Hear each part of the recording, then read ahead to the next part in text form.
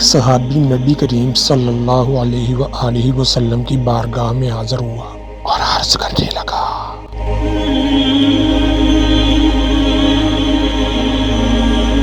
یا رسول اللہ صلی اللہ علیہ وسلم، میری بیوی حسین و جمیل ہے اور میرے بچے بھی ہیں، لیکن اس میں خامی یہ ہے کہ وہ شرم و حیا کے معاملے میں بڑی کمزور ہے، کسی بھی چھونے والے مرد کے ہاتھ رد نہیں کرتی۔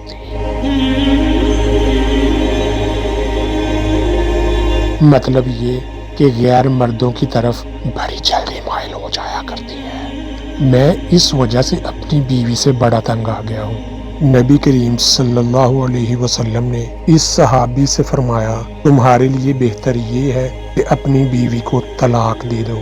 وہ صحابی رضی اللہ عنہ عرض کرنے لگے کہ نبی کریم صلی اللہ علیہ وسلم، اگر میں اپنی بیوی کو طلاق دے دوں گا تو میرے بچے برباد ہو جائیں گے۔ تو نبی کریم صلی اللہ علیہ وسلم نے ارشاد فرمایا، تیرے لیے یہی بہتر ہے کہ صبر کر۔ فرمایا، دیندار عورت دین کے معاملے میں شوہر کی مدد کیا کرتی ہے۔